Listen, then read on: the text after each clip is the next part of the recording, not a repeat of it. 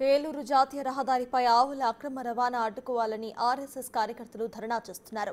ఆవులు అక్రమంగా తరలిస్తున్న మినీ వ్యాన్ బోల్తా పడడంతో 14 ఆవులు మృతి చెందగా 5 ఆవులకు గాయాలయ్యాయి. అధికారుల కనుసన్నల్లోనే అక్రమ రవాణా జరుగుతోందని ఆర్ఎస్ఎస్ నాయకులు ఆరోపిస్తున్నారు. ప్రభుత్వం జోక్యం చేసుకుని జాతీయ రహదారిపై చెక్ పోస్టులు పెట్టాలని, గోవుల నిర్వహణ చూసుకోవాలని డిమాండ్ చేస్తున్నారు. మరింత సమాచారాన్ని మా ప్రతినిధి శివసాగర్ అందిస్తారు. ఏలూరు వద్ద జాతీయ రహదారిపై గోవులను తరలిస్తున్న లారీ తిరగబడింది. ఈ ప్రమాదంలో సుమారుగా 14 ఆవులు మృతి చెందాయి, 5 ఆవులు గాయపడడం జరిగింది.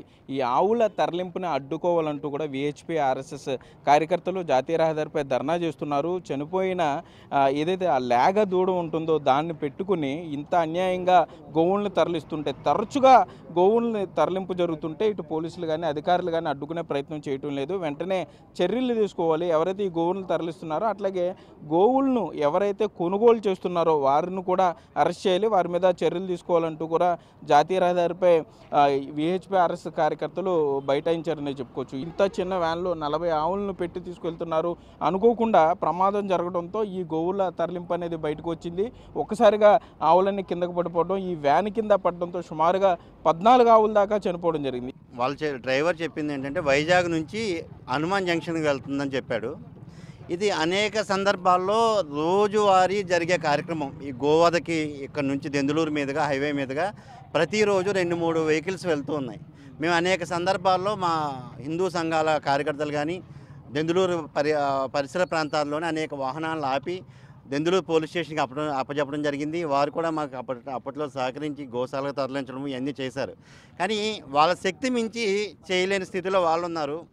మేము దీన్ని ప్రభుత్వం దృష్టికి తీసుకెళ్లాలనుకుంటున్నాం. ఇది అక్రమంగా నిత్యము జరుగుతుంది గోవధ.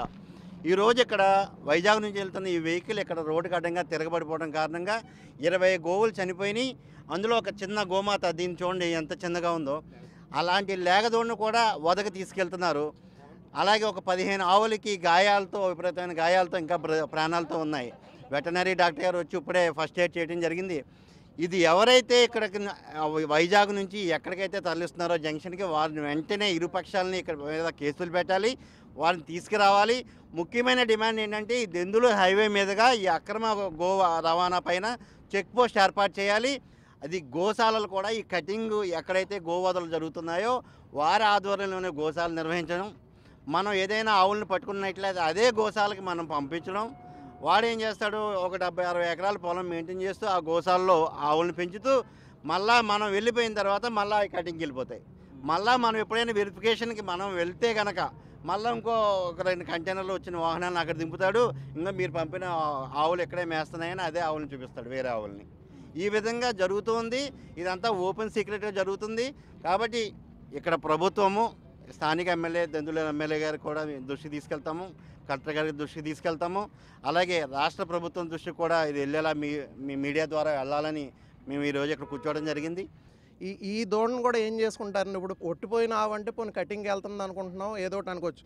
దీనికి అంతా కలిపి 3 నెలలు ఉండదు. ఈ ఆవును కూడా తీసుకెళ్ళి కటింగ్కేగా, వాళ్ళు కనీసం పత్రాలు చూపించలేని పరిస్థితిలో ఉన్నారు కదా. మేము గవర్నమెంట్ని కోరుతుంది ఏంటంటే నిత్యం దెందులూరు మీద నుంచి రోజు కనీసంలో 3 నుంచి 10 లారీలు నిత్యం ప్రయాణం చేస్తున్నాయి ఇక్కడి నుంచి. దెందులూరులో మేము అనేక సార్లు మా కార్యకర్తలు కానీ ఏదైనా హిందూ సంఘాల నుంచి కానీ మేము అనేక లారీలు పట్టుకోవడం జరిగింది.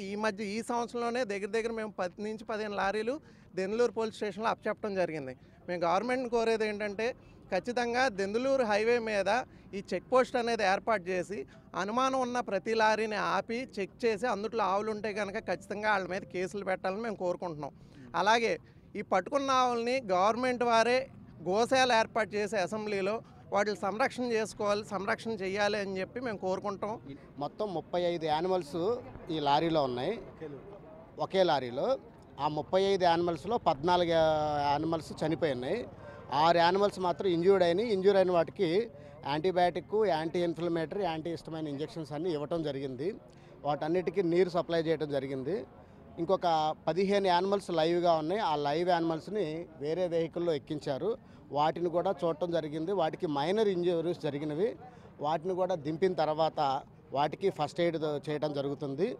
సరే, ఏంటి లైవ్ స్టాక్ ట్రాన్స్పోర్ట్ పర్మిషన్ ఉందా వీళ్ళకి?